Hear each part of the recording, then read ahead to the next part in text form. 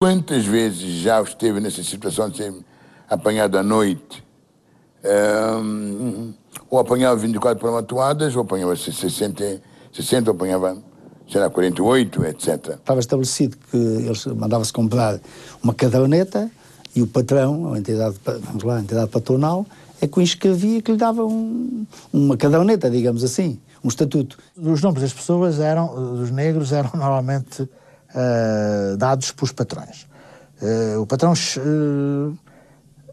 admitia um empregado, ou um empregado para casa, e como é que te chamas? O gajo lá dizia um nome africano, dizia, não, agora vais-te chamar André, ou Joaquim, ou qualquer coisa do género, ou às vezes coisas esquisitas.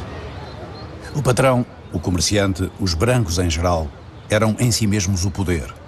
No entanto, em Angola e Moçambique, o relacionamento entre brancos e negros apresentava características próprias de cada uma das colonizações e também influências de países vizinhos, como, por exemplo, a África do Sul.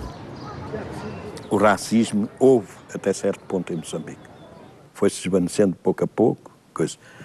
Agora, se o senhor me disser, mas, por exemplo, não era qualquer preto que entrava num café. É um facto. Entrava no café se fosse bem vestido, como aqui. Ainda nessa altura, 60, 61, era muito restrita, por exemplo, o frequentar os cinemas,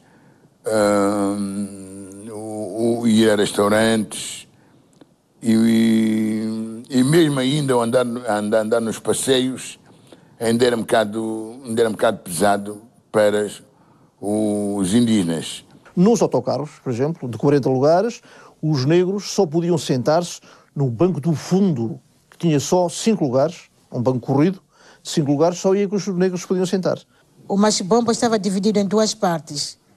O lado de indígenas, que pode entrar lá sem sapato, sem chinelo, não há problemas.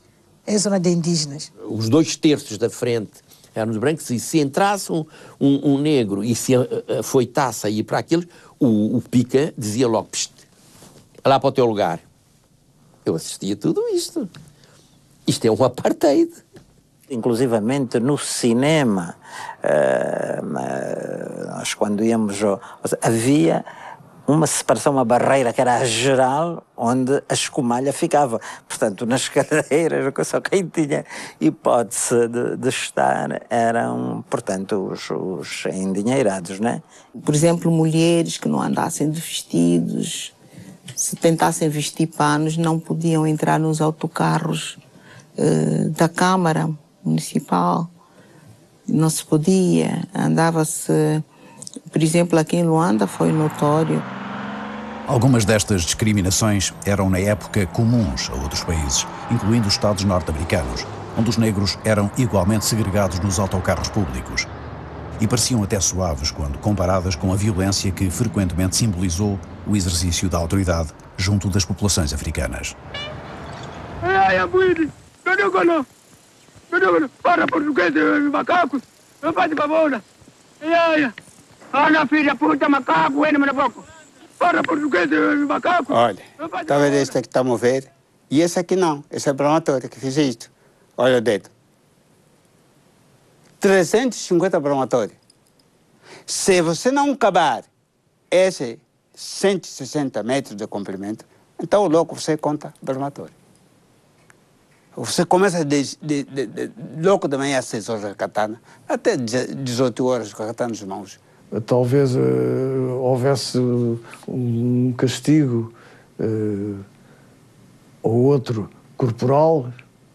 Não digo que não. É claro que oficialmente eu desconhecia todos esses assuntos, quer oficialmente, quer particularmente. Não.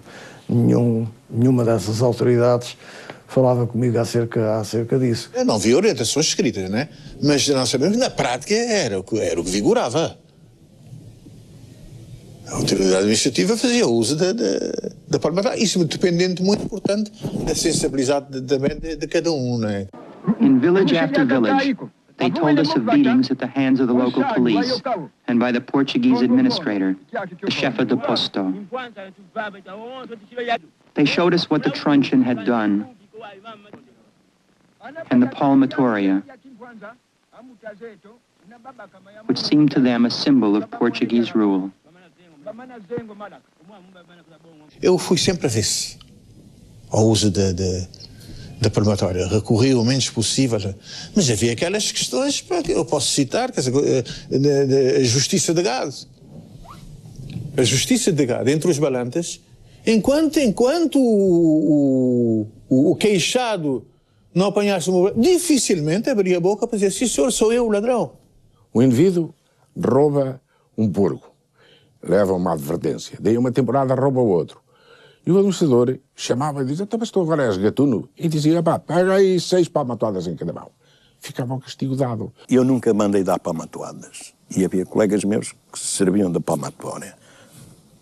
Eu, como lhe disse, o meu castigo era 2 bafetadas e 2 pontapés no rabo, diziam, e estava tudo certo. Não podia mandar pegar uma folha de papel 25 linhas, lavrar um auto de notícia, despachar, etc., porque não tinha funcionários para fazer isto.